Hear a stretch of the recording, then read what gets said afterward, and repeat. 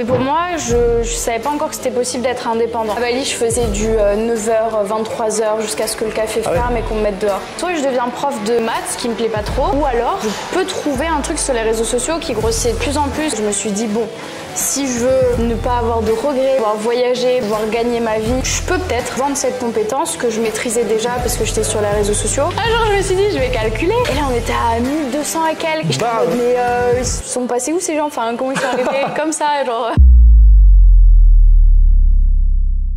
Bien le bonjour, aujourd'hui j'ai le plaisir d'accueillir une girl boss sur la chaîne. Justine, comment tu vas?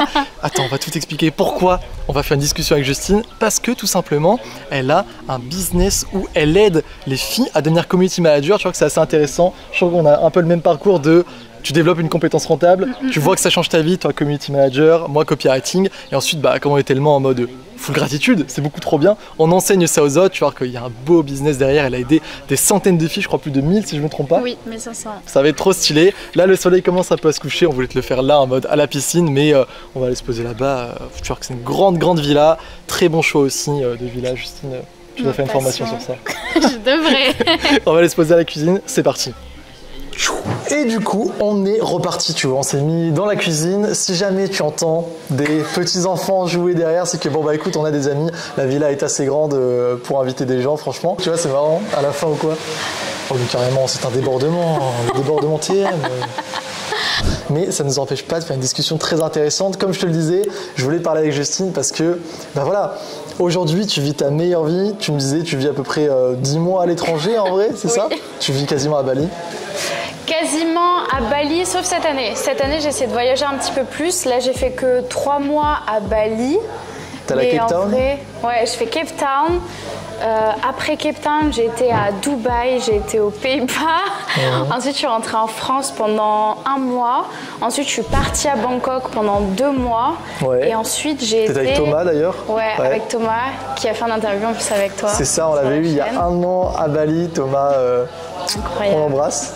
Et du coup, après Bali, 2 mois, retour en France, 1 mois et demi, et là, Bali. Trop stylé. Et là, c'est-à-dire, j'ai fait 2 mois et demi en France sur 12 mois. C'est vrai. Quand on aime voyager, c'est bien trop stylé.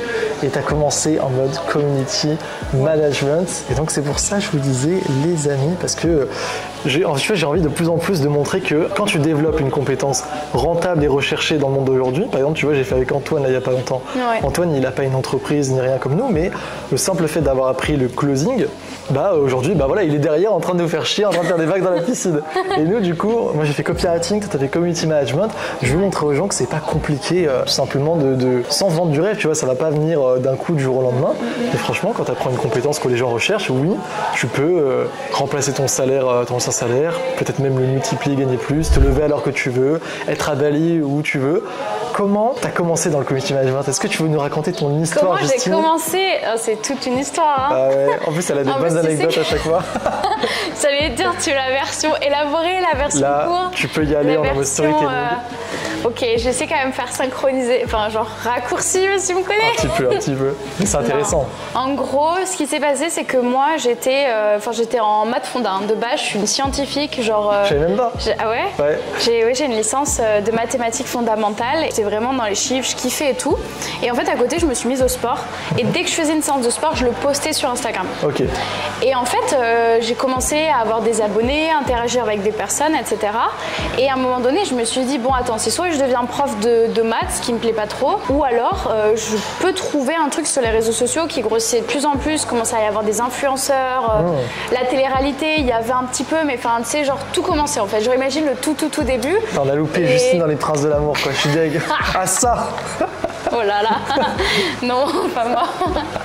Et du coup, il y a des influenceurs et tout, tu te questionnes. Ouais, et du coup, je me suis dit, mais c'est sûr que il y a un truc à faire, je pourrais gagner de l'argent avec ça. Ouais. Et j'ai rencontré pareil des nanas qui postaient juste leur course à pied et qui gagnaient des produits, qui vivaient leur vie comme ça. Du coup, j'ai créé mon compte Insta, je me suis réorientée en école de commerce spécialisée dans le sport parce que j'aimais bien le sport. Okay. Et là, je savais en fait que je voulais travailler sur les réseaux sociaux, mais je savais pas encore comment. Ouais. Et petit à petit, j'ai trouvé le job que je voulais faire, qui était community manager. On devait interviewer des personnes qui faisaient ce job-là. Donc j'ai contacté le CM de chez Puma, le CM de chez Nike, le CM de chez Adidas aussi. Ils m'ont tous fait leur retour, journée type, machin. Et je me suis dit, mais en fait, c'est clairement ça que je veux. Juste m'occuper des réseaux sociaux. Et le truc, c'est que pour moi, ça paraissait tellement simple, tellement bête, que je pensais pas que c'était possible qu'on me paye pour ça au début. C'est comme tu dis dans tes vidéos, comme toi t'es né avec, comme tu es tout le temps sur Insta, c'est naturel. Tout le temps sur Insta, on passe notre temps sur Insta et juste faire du contenu. Enfin, tu le vois, genre c'est quelque chose que je kiffe faire aussi. Naturellement, il y a plein de gens qui n'ont pas d'entreprise qui font des stories, enfin voilà, classique quoi. Voilà, et du coup, j'avais cette idée en tête, mais pour moi, je savais pas encore que c'était possible d'être indépendant. Okay. Genre, je connaissais pas encore. Et au final, j'ai eu une grosse hospitalisation, blablabla, et je me suis dit, bon, si je veux pouvoir ne pas avoir de regrets, pouvoir voyager, pouvoir gagner ma vie et pas être derrière un bureau H24, je peux peut-être me lancer en tant qu'indépendance et du coup vendre cette compétence que je maîtrisais déjà parce que j'étais sur les réseaux sociaux et en fait juste vendre cette compétence, vendre mes services à des entreprises et au final j'ai commencé à avoir mes premiers contrats, à travailler pour des agences, des restaurants, des marques, etc. Et petit à petit ça s'est fait et je n'étais pas encore diplômée. D'accord, c'est dingue ça. Ouais. Au final, c'est juste la compétence qui prime en fait. Tu voyais que les entreprises. On m'a jamais demandé mon CV, on m'a jamais demandé si j'avais un diplôme. Non, rien. Je vois tout à fait. C'est comme il y a des gens, ils me demandent mais c'est quoi les études pour être copywriter et tout. J'ai du moment qu'en fait tu doubles les ventes de l'entreprise, elle va pas essayer de voir même ton âge, ta nationalité, ton diplôme. En fait, c'est la compétence qui prime quoi. Si t'es bien fait. Même moi, les filles aujourd'hui, quand elles se lancent et qu'elles veulent exercer le métier de community manager, à aucun moment on leur demande leur CV. Même moi aujourd'hui, même toi, je pense aujourd'hui, il n'y a personne qui a acheté ta formation et qui t'a dit Théo. Par contre, j'ai pas de CV à la fin. Voilà, t'as fait quoi on essaie de faire une petite. Qu'est-ce que t'as fait? Moi, quand j'y repense, quand je parle avec mes potes, etc., je me dis, c'était quand même dingue qu'à 18 ans, plutôt 19 ans, quand je commençais vraiment à gagner les revenus, que j'étais dans ma chambre, dans la maison de mes parents. Tu sais, des fois j'étais sous la couette, je tapais des mots et tout, et en fait les entreprises elles achetaient ça, mais au final c'est pareil, tu vois, c'est juste que ok, j'étais vraiment pas du tout typique professionnel en costard cravate ou quoi que ce soit, mais au final je faisais le job. T'avais la compétence, t'avais le talent. C'est vraiment la compétence qui prime. Donc toi tu vois que ça marche, tu débloques t'as tes premiers contrats. Ouais. À quel moment tu sens un petit peu un changement de vie? Moi je sais que je l'ai senti assez vite, rien que le fait en fait de pouvoir te lever à l'heure que tu veux, décider tes journées. Tu vois, des fois j'allais à la plage un mardi après-midi comme ça, je te mettais une petite story de petit con en mode j'étais bien, tu vois, je commençais à goûter à la liberté. Comment ça s'est passé toi? Tu t'en souviens? Moi je sais qu'au début c'était un petit peu compliqué parce que justement j'avais beaucoup de temps comme j'étais en indépendante et je me disais mais je travaille pas, genre je vais pas avoir de sous, mes potes travaillent, genre tous mes potes ils travaillaient de 9h à 17h, enfin 18h, du coup je les voyais que le soir. Et moi la journée j'étais en mode j'ai rien à faire. Il faut vivre dans le sud, tu vois, tu serais à la plage avec moi. J'avoue. Et au final, après il y a eu le confinement en plus, du coup on était confinés et tout. Et il y a eu un moment, une ouverture où on pouvait quitter la France. Okay. Et à partir de ce moment-là, je me suis dit bon, là je gagne potentiellement assez de sous, j'avais je crois que 3 contrats, mais je gagnais 3 000 € par mois avec. Trop bien. Du coup c'était bien, je me suis dit convenablement, en plus c'est de ton ordi, tu peux le faire où tu veux. C'est ça. T'as forcément les idées légères. Bali, on y va, let's go. Et là je suis partie à Bali et là ça a été le début de toute l'aventure. Mais j'ai beaucoup bossé à Bali. À Bali, je faisais du 9h, 23h jusqu'à ce que le café ferme et qu'on me mette dehors. Parce qu'en fait, je commençais à développer d'autres trucs en dehors du CM. J'avais le CM et à rencontrer les gens sur place, je me suis dit, attends, les gens me demandent comment je fais pour être CM, je pourrais les aider aussi, je pourrais aider les entreprises. En fait, je voulais aider tout le monde parce que j'avais trop de demandes et qu'il fallait que j'arrive à répondre à tout le monde. Et je ne pouvais pas prendre tout le monde.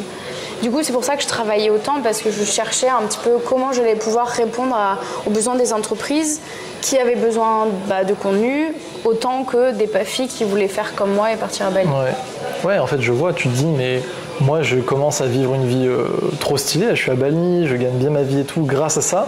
En plus, peut-être que même il y avait d'autres entreprises qui te démarchaient en mode et toi t'avais plus le temps?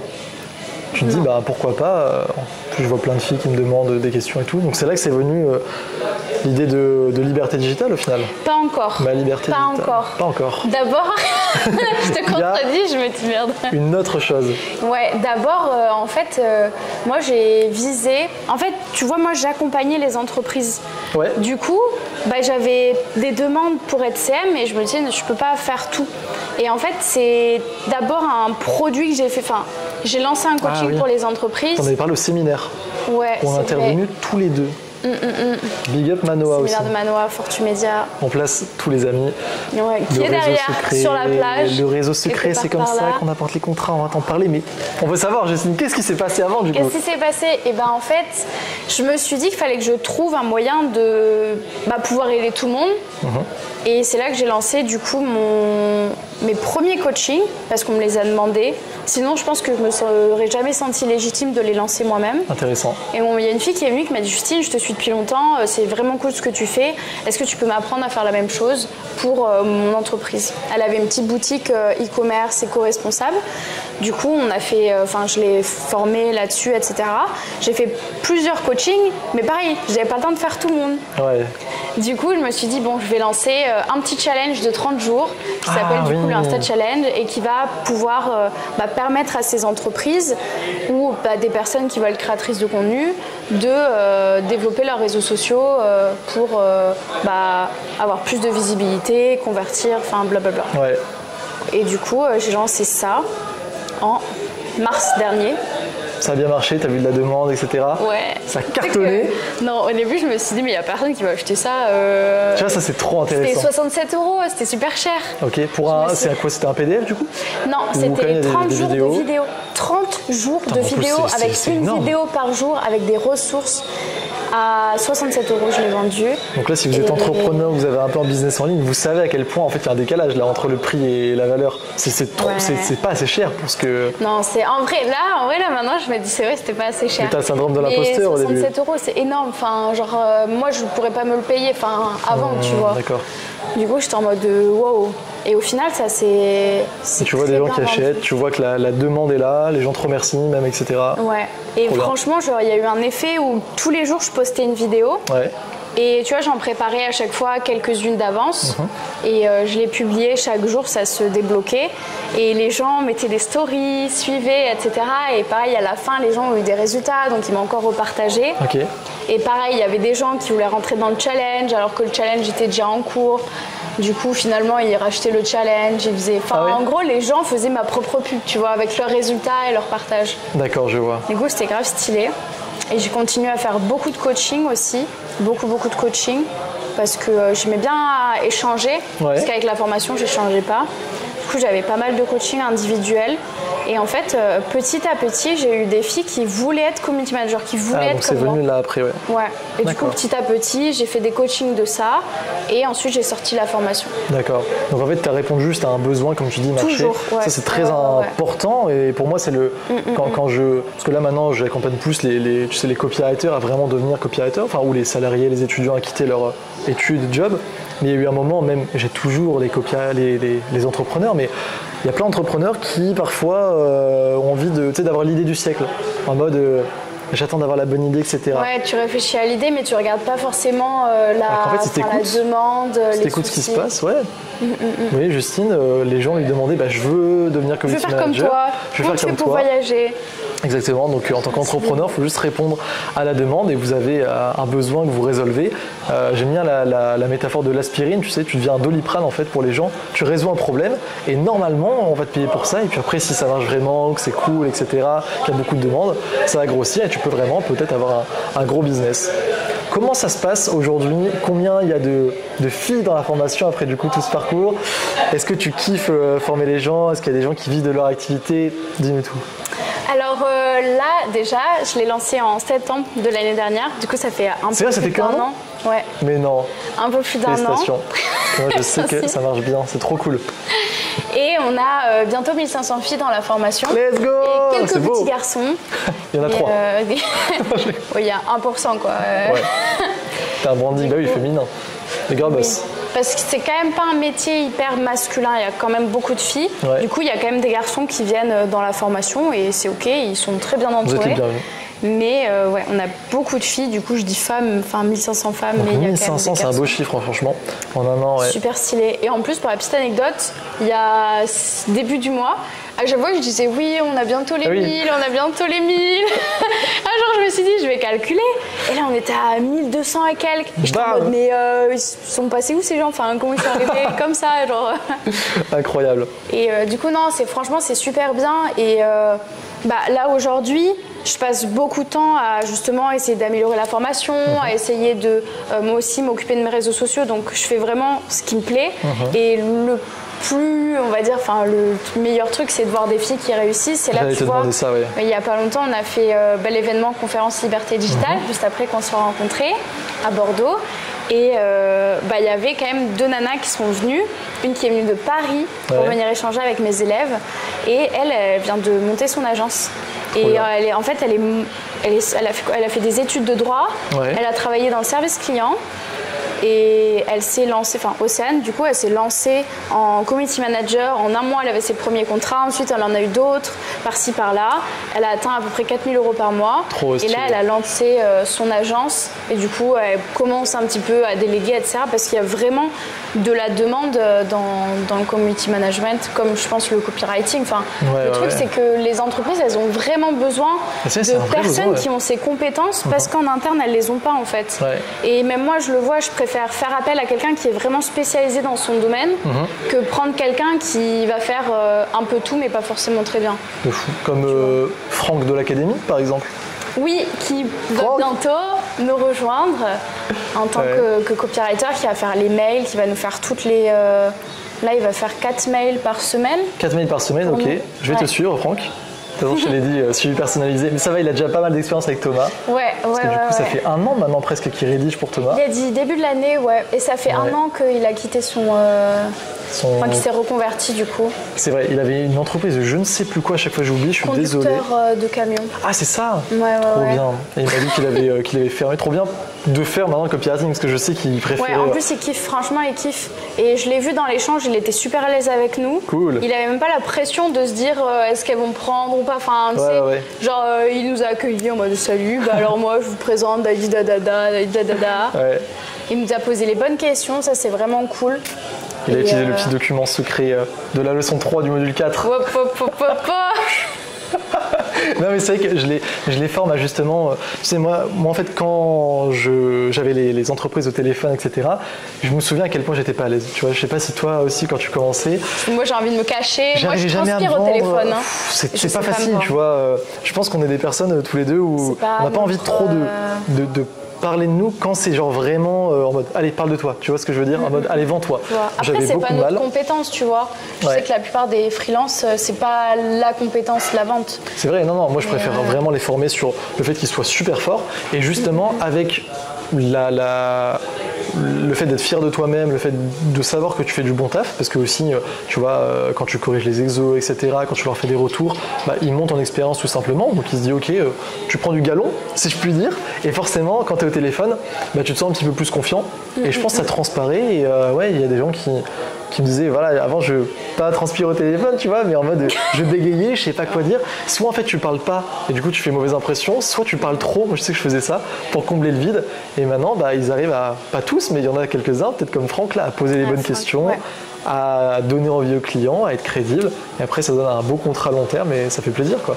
Ouais, là on va le prendre on va signer un contrat à 3 mois avec lui, mais renouvelable à chaque fois. Trop bien. 4 mails, renouveler là, toutes les opt-in. Non, ça va être trop bien. C'est trop bien ça. Et comment ça se passe? C'est quoi? Parce qu'on parlait des témoignages, tu vois. Moi j'ai envie qu'on parle de ça, je sais que c'est un truc qui nous tient à cœur tous les deux, genre surtout de les voir en vrai les personnes. Tu vois Franck justement, je vais, maintenant c'est un vrai changement de vie, je t'ai dit je vais le faire venir dans le sud, tu vois, comme j'ai fait venir Sol, Benoît, etc. J'ai envie de lui parler, de le rencontrer. Qu'est-ce que tu as ressenti quand tu as vu les filles en vrai? Qu'est-ce qu'elles te disent le plus? Est-ce que tu te reconnais en elles en fait à l'ancienne? Oh, putain ça. J'avoue, c'est une bonne question ça. Cette vague de liberté qui commence, tu vois. Dis-toi que la première fille que j'ai rencontrée c'était Océane quand on était à Dubaï. Elle était aussi à Dubaï en vacances. Oh trop bien. Et du coup j'ai vu qu'elle y était et je lui ai dit bah si tu veux on se voit. Ouais. Et elle m'a dit ok. Du coup je l'ai rencontrée avec son copain et c'était trop bizarre mais c'était grave cool parce que c'était en mode on était copines, tu vois. D'accord. On était en mode copine et c'était super agréable. Et après là, à l'événement, j'ai rencontré d'autres filles qui font la formation dès qu'ils viennent de rejoindre, du coup, qui n'ont pas encore les résultats. Ouais, qui sont en train de se former. Ouais, ça. Et du coup, il y avait Océane et Terry qui, du coup, étaient des anciennes élèves. Et il y avait aussi Yasmine qui a commencé la formation en septembre dernier. Et aujourd'hui, elle est aussi coach dans la formation. Ah, trop bien, toi aussi tu fais ça, les meilleurs tu les prends pour toi. Pour moi c'est super important parce que comme ils ont suivi la formation, ils ont été formés par moi, enfin nous, tu vois. Et en fait ils ont la même manière de penser que Totalement, moi c'est ça que je recherche. Et du coup ça c'est super intéressant. Et je le vois les filles au début, j'avais un peu la pression de me dire ok, genre c'est pas moi qui vais pouvoir coacher tout le monde, mais si je veux pouvoir accompagner plus de filles, je suis obligée d'avoir quelqu'un qui m'aide. Et je me souviens, c'est Manon qui a commencé avec moi et elle faisait que me dire... j'ai répondu ça va. Et je lui disais mais parfait. Et après elle me disait ah ouais ok trop bien, je suis contente, on a la même manière de penser. Et en fait tout ce qu'elles disent les filles, c'est 1000 fois, enfin tu vois genre elles l'ont vécu, elles ont l'expérience beaucoup plus fraîche, etc. Elles ont eu les contrats et justement elles sont super bien placées pour accompagner les filles parce qu'elles les comprennent beaucoup plus. Elles ont été à leur place il y a quelques semaines, quelques mois. Donc c'est un bon choix pour toi de prendre les... Pour moi c'est un bon choix, ouais. Je prends ton retour d'expérience parce que je suis en train... Justement Franck, je pense, s'il n'est pas trop débordé, parce que maintenant il a trois clients. Le but, c'est qu'il fasse d'abord faire le bon taf pour les clients. On est sombre là, non? Ouais, c'est ce que j'étais en train de voir aussi. Eh ben c'est pas grave. Ce que je veux dire... Le paternité tout seul. Non mais j'y pense à ça justement. J'ai dit, je pense que je vais prendre soit Franck, soit Lucien peut-être, mais pour m'aider aussi sur LinkedIn parce que du coup on va publier de plus en plus parce qu'il y a pas mal de contrats qui peuvent être apportés depuis LinkedIn. Il y a les entreprises. Et comme tu dis, coacher en fait, moi je supervise en ce moment tous les projets, tu vois. Quand Franck il écrit les emails pour Thomas, je regarde. Quand il y a Tom Adrien, je sais pas si on avait parlé, je t'avais parlé, un ancien associé de Johnny. Pareil, je lui ai apporté du coup un copywriter. Ça va être un gros projet, tu vois, il me paye 2000 € par mois, avec fixe, commission, etc. Je suis en mode il faut faire du bon taf, donc j'ai envie de m'intégrer dans le projet. Mais à un moment, pareil, je pouvais pas tout regarder rien que quand il y a 10 clients, tu vois, ça commence à devenir trop. Donc c'est pour ça, je voulais prendre ton retour d'expérience sur ça. Non, moi ça s'est super bien passé, elle m'a beaucoup aimé, elle m'a beaucoup aidé, pardon. Ouais, elle a beaucoup aimé aussi, beaucoup d'amour Manon, beaucoup d'amour. Non mais elle m'a vraiment beaucoup aidé parce que ça a permis de répondre à... accompagner plus de filles, tu vois, être plus à même parce que moi du coup au moins je pouvais me concentrer à vraiment être présente sur les lives, vraiment apporter le maximum de valeur et améliorer tout le temps la formation. Plus il y avait de questions, plus je refilmais en fait des vidéos pour ma formation pour la rendre plus complète et éviter qu'elles posent des questions entre guillemets parce qu'elles auraient déjà toutes les réponses. Et pendant ce temps-là, Manon, elle pouvait leur parler tous les jours, les remotiver, machin. Moi aussi je suis toujours en contact avec les filles, mais c'est vrai que avoir les gens qui ont fait ta formation, ils te connaissent, ils ont la même méthode de pensée que toi. Ouais, c'est clair, ça me paraît super pertinent en fait. En plus, eux, ils ont les contrats aussi. Moi, aujourd'hui, j'ai plus le temps d'avoir de contrat community management. Je m'occupe de tous mes réseaux sociaux, c'est toujours moi qui les fais. Mais tu vois, avoir quelqu'un qui est en activité à côté et qui a les mêmes problématiques que les filles, c'est super important aussi. Elles sont au centre des problèmes, entre guillemets. Enfin, des problèmes ou des bonnes choses. En tout cas, de la problématique. Oui. Enfin, de l'activité. Ouais, exactement. Activité, c'était le bon mot. Tu fais pas du copywriting, toi? Ah là là. Justine, c'est quoi là? En vrai, c'est un peu symbiose des fois, community management et copywriting, parce que souvent dans les postes, on a besoin de savoir faire un peu de copywriting. Bon, après, moi, pour te vendre, tu veux dire en mode les emails que tu envoies aux entreprises, des marchés, prospection et tout? Ouais, mais même les posts Instagram, tu vois, les posts sur LinkedIn. Ouais. C'est pour ça qu'il y a une petite masterclass. Ça m'a fait plaisir avant, Justine, elle m'a envoyé sur WhatsApp. Tiens, c'est bon, t'es dedans. On a mis, c'était quoi? C'était l'intervention au séminaire? Ouais, j'ai partagé l'intervention au séminaire dans ma communauté. Ça fait plaisir, ça fait plaisir. J'espère que j'ai été suivi par plein de filles sur Instagram. Pas du tout. Maintenant, je suis en couple. Ah. Au moment où on tourne cette interview, bah oui. Bah, je suis bête en fait. Je dis n'importe quoi. On va couper. C'est pas vrai. On peut laisser. Non, j'étais juste content de pouvoir aider, si on peut aider. Justine, c'est quoi la suite pour ton programme et toi-même? Qu'est-ce que tu as envie? Est-ce que tu as encore des rêves, des aspirations? Mais moi, je me pose la question en ce moment. C'est normal. En plus, ça allait vite pour toi. Oui, ouais, ça allait super vite. Mais tu le mérites, franchement, trop stylé, vraiment bon contenu. Je suis pas dans la formation, mais je vois déjà tous les témoignages. Je vois déjà, en fait, je connais le nombre de charlatans. Tu les sens, les formateurs, quand il n'y a pas de preuve à porter, quand c'est tout le temps du « Allez, viens avec moi, j'ai changé ta vie ». Toi, ok, tu partages toujours un quotidien de dingue à Bali, mais déjà, c'est ta vie. Et en plus, franchement, je fais que voir des témoignages. Vraiment, bravo pour ton travail, ça fait plaisir. J'adore que tu me check. Je te hype up en même temps. Et c'est quoi du coup la suite? Qu'est-ce que tu veux faire? Est-ce que tu as des trucs? Là, en termes de formation, etc., je pense que c'est juste faire des updates quand il y aura des updates des réseaux sociaux. D'accord. Ou, enfin, tu vois, remettre à jour de temps en temps parce que pour l'instant, la formation, pour moi, elle est super complète. Ouais. Et ensuite, toujours aider le plus de filles, avoir le plus de résultats, optimiser l'accompagnement, etc. Ça, c'est quand même super important que les filles, elles se sentent bien dans la formation. Et en vrai, il y a quand même un côté que j'aimerais bien plus travailler dessus, c'est les événements Liberté Digitale. Ça t'a fait kiffer de rencontrer en vrai? Ouais. Moi j'ai adoré aussi, j'en ai fait un. Là j'ai reçu la vidéo en plus il n'y a pas longtemps, je te montrerai. Tu sais où c'était un fantôme le vidéaste, tu vois, il faisait que passer. Moi j'étais tout le temps en train de regarder les gens, j'étais comme là, tu vois. Et tu vois en fait, franchement ça sent, je pense, la bonne vibe dans la vidéo. J'ai jamais autant souri. Pour de vrai, genre à la fin j'avais mal au moi je suis fatiguée, j'ai parlé à toutes les filles et tout, c'était trop bien. Faire plaisir, tu veux les aider, tu veux partager. Et t'as les retours des gens en direct.